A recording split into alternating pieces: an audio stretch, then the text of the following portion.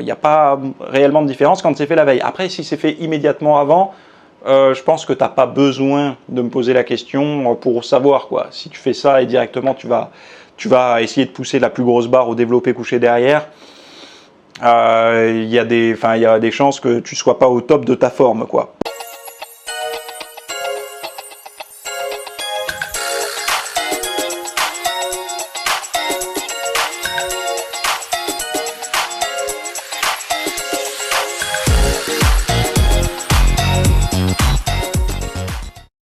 Alors la question de la part de Bélénos, penses-tu oui ou non que la masturbation fait perdre de l'énergie?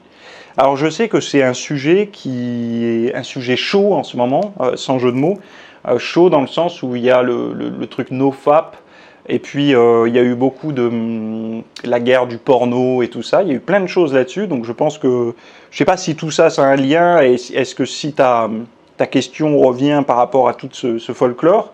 Alors moi déjà, j'ai pas regardé ce qui se dit sur le nofap, j'ai pas trop regardé non plus ce qui se disait sur le porno et tout ça. C'est pas vraiment des, enfin à moins ce qu'on voit dans les grands médias et tout, ce qui passe, machin, les addictions, ça, d'accord. Même on en voit passer dans des études, mais après au-delà, j'ai pas vraiment fouillé. J'ai pas l'impression que c'est un combat. Enfin bon, bref, j'ai plus l'impression que c'est le résultat d'une société, d'une névrose en fait, qu'un vrai problème. Mais bon, bref. Donc j'avais récupéré 2 études, je te mettrai les liens, enfin je sais pas si Cyril pourra les mettre ou pas, enfin bon bref, je sais que personne n'ira les lire, mais c'est pour te donner un petit peu les choses que j'avais vues là-dessus. Donc la première, c'est l'activité sexuelle la veille d'une compétition, donc sportive, n'a pas eu d'impact sur les performances.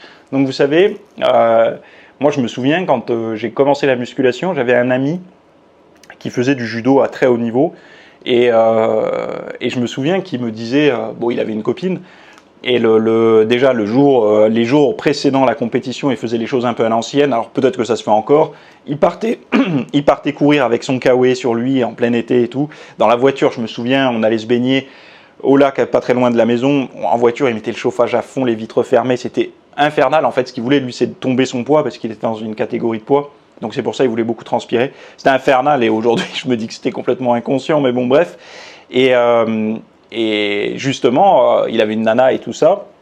Et bon, on le chambrait un peu. Et il nous disait, ah, mais ce soir, c'est ceinture, rien du tout, parce que demain, compétition. Et c'est vrai que c'était ancré. Alors, je vous parle de ça, c'était il y a une vingtaine d'années. Hein, enfin, voilà. Donc, c'était assez ancré.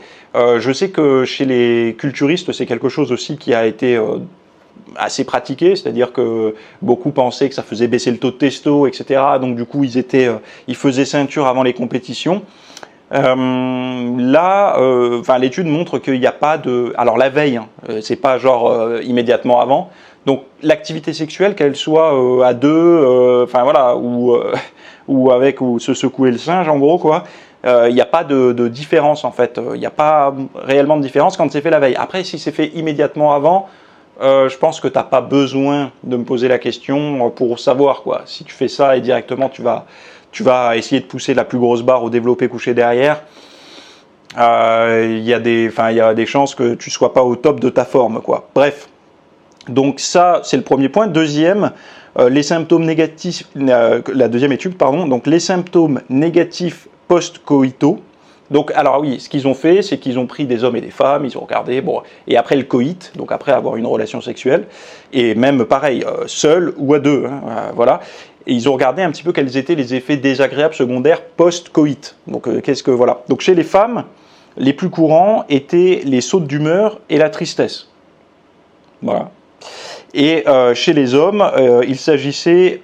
Alors, tandis que chez les hommes, il s'agissait de tristesse et de manque d'énergie. Donc, il y a la tristesse dans les deux cas. On ne sait pas pourquoi. Enfin, triste... Enfin bon, on va pas essayer d'analyser ça, mais bon, la tristesse et le manque d'énergie. Donc, c'est ça qui est intéressant. Donc saute d'humeur plutôt chez les femmes, ce qui diffère. Hein. Donc la tristesse chez les deux sexes et saute d'humeur chez les femmes et manque d'énergie chez les hommes. Alors moi, j'ai été incapable de retrouver le bouquin. J'avais un bouquin Et c'est sur mon Kindle en plus, donc je peux taper les mots-clés et tout, mais je ne l'ai pas retrouvé, mais je sais que je l'ai lu puisque ça avait marqué. Et en fait, ils expliquaient dedans les différentes, comment dire, les différentes sécrétions au niveau des neurotransmetteurs, etc., qu'il y avait après une relation sexuelle. Et chez la femme, il y avait plutôt... Alors, il y avait quasiment chez les deux, plus ou moins les mêmes, bien-être et tout, ocytocine, sérotonine et tout.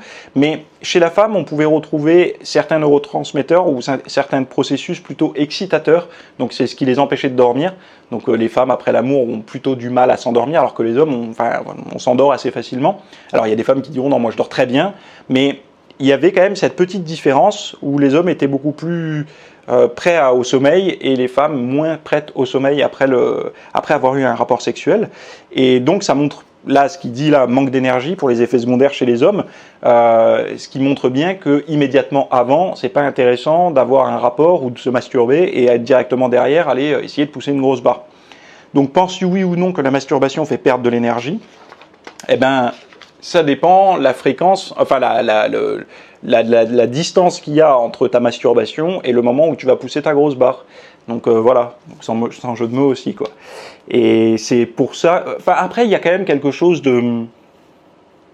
C'est quand même étrange, mais c'est vrai que beaucoup pensent, et moi je suis pas pour Alors je connais pas leurs arguments à ceux qui sont nofap et tout. Il y a quand même, j'ai entendu beaucoup de médecins, sexologues, urologues et tout ce que vous voulez, même andrologues maintenant, les spécialistes de l'andropause, etc. Mais ça doit pas être que ça d'ailleurs. Qui recommandent de se masturber en fait pour la santé, et c'est quelque chose qui a un sens autre que simplement le plaisir. Donc bon, je vois pas après. Puis après, il faut faire très attention à une chose. Quand une personnalité publique, je vous parle pas d'un youtubeur, hein, je vous parle de quelqu'un, une top star ou un truc comme ça, se met en avant nofap, pas de masturbation et tout ça. Faut pas oublier que ce genre de personnes ont accès à des relations sexuelles beaucoup plus facilement que peut-être les gens de la vie de tous les jours, d'un célibataire de longue date, etc. Donc bon, il faut quand même tempérer un peu les trucs, quoi. L'accès au sexe, entre guillemets, malheureusement, n'est pas égal pour tous. Donc voilà. Donc c'était une question, je trouve qu'il y a du sens que tu me l'as, parce que je sais que c'est une question qui revient depuis des années, et je pense que même en ayant répondu à cette question, elle sera reposée continuellement, parce que c'est très simple, hein, au niveau des testicules, il y a aussi une production de testostérone, donc les gens, ils assimilent ça, ils se disent, bon attends, si j'éjacule, le problème c'est que je perds de l'énergie, je perds de la testostérone, donc je vais être moins musclé, moins fort, moins sec, etc. Et puis il y a aussi un livre que j'avais lu qui s'appelle L'homme multi-orgasmique, donc vous pouvez le lire, c'est un peu les trucs tantriques et tout ça. Donc là c'est une théorie, une hypothèse, je ne sais pas comment on peut dire, un courant qui explique qu'on peut accumuler de l'énergie, etc. en faisant ce genre de choses. Ça a été très tendance là pendant une période, je me souviens, beaucoup de personnes en parlaient. Bon, c'est des choses, moi par curiosité j'ai lu toutes ces choses-là. Personnellement, c'est pas mon dada. Voilà, je suis honnête avec vous. Moi, c'est pas mon truc. J'aimerais bien que ça soit mon truc, mais moi, j'accroche pas réellement avec ce genre de choses-là. Par contre, la lecture est intéressante pour voir si, en tout cas, ce qui est dit dedans est vrai. Bah, c'est une forme toujours de prise de contrôle, etc., qui peut être intéressante. Après, de là, utiliser cette énergie pour faire autre chose et tout, je sais pas, tant mieux. Il faudrait voir si certaines personnes qui ont réussi dans la vie arrivent à utiliser ça ou pas, ou si tout simplement c'est un effet, comment on appelle ça, placebo, comme beaucoup de choses dans la vie, hein, d'ailleurs. Il ne faut pas oublier que beaucoup de choses dans la vie c'est placebo ou nocebo. Le simple fait d'y croire et tout ça, ça met quand même de l'élan. Comme pour la musculation, le fait de croire en son programme, ça aide à y aller, ça aide à pousser plus fort, ça aide à tenir sur la longue distance, quoi, tout simplement.